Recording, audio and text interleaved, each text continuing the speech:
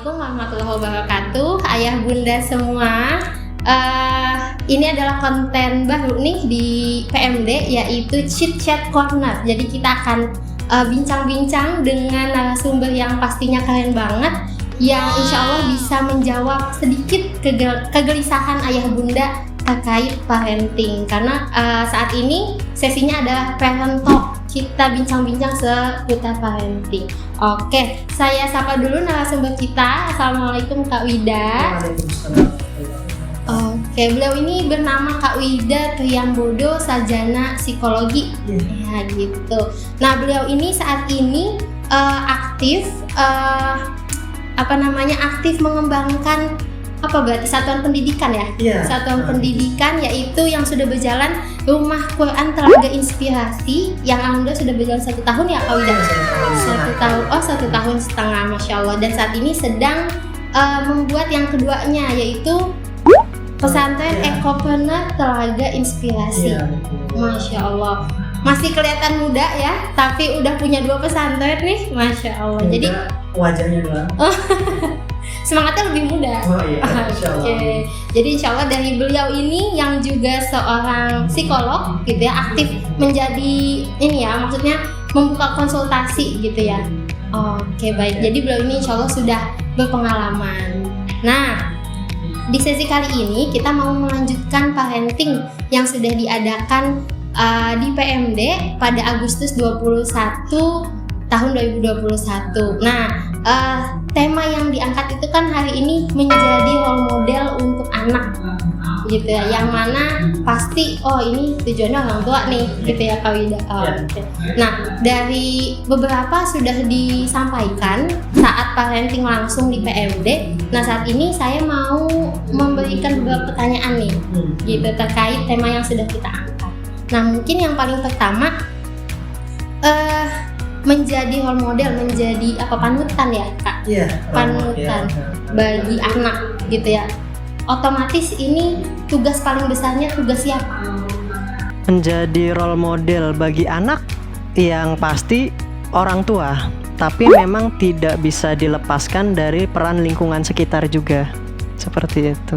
Oke, nah kemudian tadi kita udah buka Q&A melalui Google Form. Salah satu pertanyaannya itu begini, kita itu kan diminta untuk bisa memberikan pemahaman dan juga mengajarkan kebaikan kepada anak, gitu kan. Sedangkan tadi kayak Kak Wida juga bilang, bukan hanya peran orang tua tapi juga lingkungan.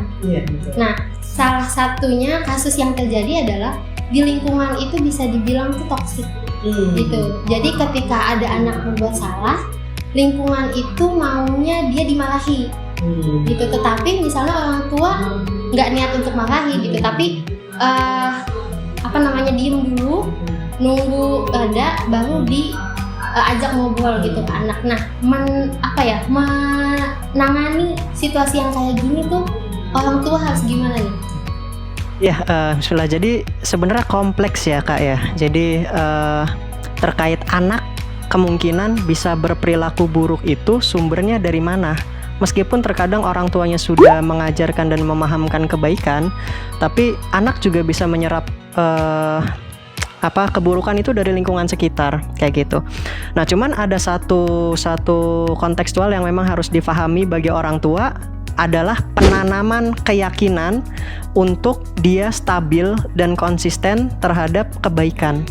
Nah, itu yang sekarang ini jarang kita temukan ya. Jadi misalkan anak ketika melakukan kesalahan itu sama lingkungan sekitarnya maunya dimarahi atau dijudge negatif kayak gitu.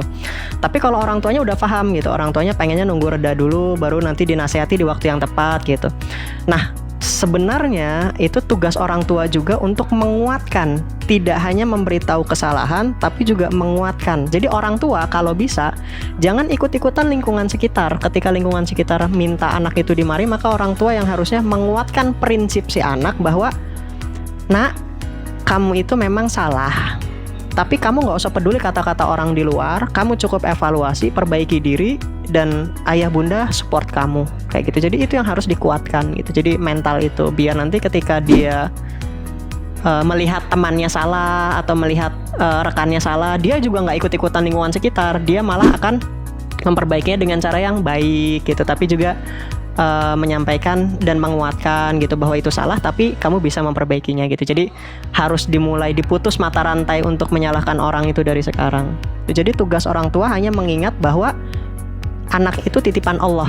Ketika dia sudah ingat bahwa anak itu titipan Allah, semarah apapun dia, sesalah apapun seorang anak, maka ketika dia ingat bahwa anak itu titipan Allah, maka dia bisa mengontrol emosinya.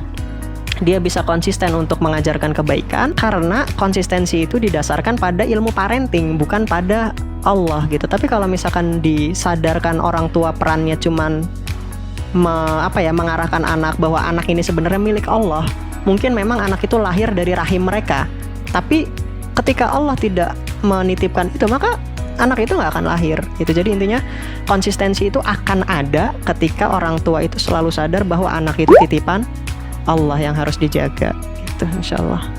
Jadi memang tugas orang tua juga nih, tantangan untuk orang tua ya, untuk selalu ingat gitu bahwa kalau kita dititipin barang pasti kita jaga gitu. Apalagi nih dititipin anak gitu, otomatis harus dijaga. Nggak ada tukang parkir dititipin motornya dijual, nggak ada ya.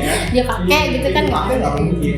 Oke, baik. Nah, berarti kalau misalnya tadi bisa aja setelah parenting semangat, tapi seminggu kemudian loyo lagi gitu ya. Berarti sebenarnya gimana, maksudnya ya, lebih ke minimal gitu, berapa kali sih kita butuh untuk berkumpul dengan orang-orang yang concern di dunia pendidikan, yang concern dengan dunia parenting kayak gitu. Kalau misalkan untuk berapa kali butuhnya, itu tergantung mereka, kira-kira kapasitas mereka itu untuk menjalankan apa yang sudah mereka dapatkan berapa lama bertahannya gitu. Biasanya sih kalau saya membandingkannya, karena saya juga kan pernah ngisi training bisnis ya, manajemen bisnis gitu. Ada yang dia bertahan ketika saya ngisi training sekitar 2 minggu, ada yang dia menjalankan konsisten karena dia catat dan ingat selalu gitu, ada yang cuma 5 hari gitu. Nah ketika memang dia sadar dirinya bahwa saya butuh nih lebih rutin materi-materi ini agar saya juga bisa lebih terus mengingatkan, maka ya dia harus mengingatkan gitu. Tapi sih standarnya biasanya sih sepekan sekali atau sebulan sekali ya gitu, karena kan memang biasanya kan orang tua juga kan harus mencari nafkah. Kemudian kita balik lagi ke role model anak itu, orang tua artinya kan bukan hanya ayah atau bukan hanya bunda, tapi dua-duanya nih. Nah kemudian kasusnya bagaimana dengan orang tua pekerja? Artinya untuk menjadi role model itu kan kita butuh waktu.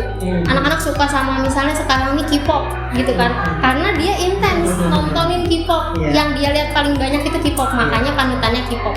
Nah ketika orang tua ini pekerja yang waktunya nggak banyak di rumah, gimana tuh? Saya jadi ingat ya, saya semenjak jadi konselor dipaksa untuk mengikuti tren-tren anak-anak ya, kayak anime yang sekarang lagi booming tuh, kalau nggak salah judulnya itu yang Tokyo Revenger yang kayak gitu, terus K-pop yang BTS sekarang ya, BTS Army gitu. Jadi saya dipaksa untuk mengikuti itu agar saya bisa masuk ke dunia anak itu. Sebelum saya menarik mereka dari lingkungan itu, maka saya harus paham dulu gitu. Jadi kalau misalkan orang tuanya sudah intens di rumah, maka titipkan ke sekolah-sekolah yang biasa juga nggak apa-apa gitu. Karena kan ketika mereka pulang, mereka dapat bekal gitu. Maksudnya biasa ini bukan sekolah-sekolah yang negatif ya, maksud sekolah. Tapi kalau misalkan mereka merasa kesibukannya luar biasa, maka bisa anaknya dititipkan ke sekolah-sekolah yang setelah mereka list, itu sekolah itu concern juga di dunia parenting gitu. Jadinya minimal ada backup. Tapi memang orang tua kalau misalkan dirasa mereka sadar diri, saya ngasuhnya kurang nih gitu, ya sudah saya minta bantuan sekolah untuk masukin sekolah yang pola asuhnya bagus nih gitu, concern di parenting gitu. Betul. Dan mungkin yang harus diingat juga sama orang tua, anak itu tidak pernah minta untuk dilahirkan ya. Gitu. Orang tua nih yang minta hadirnya seorang anak gitu. Jadi memang harus totalitas untuk menjaga anak-anak di totalitas belajar juga tentang parenting. Jadi bisa jadi pengingat untuk orang tua di rumah, ayah bunda sekalian, dan juga kami para guru yang juga memang ketitipan anak nih gitu. Jadi bukan artinya kita bisa seenaknya gitu, tapi kita juga punya tanggung jawab untuk bermitra dengan orang tua seperti itu ya Kak Wida.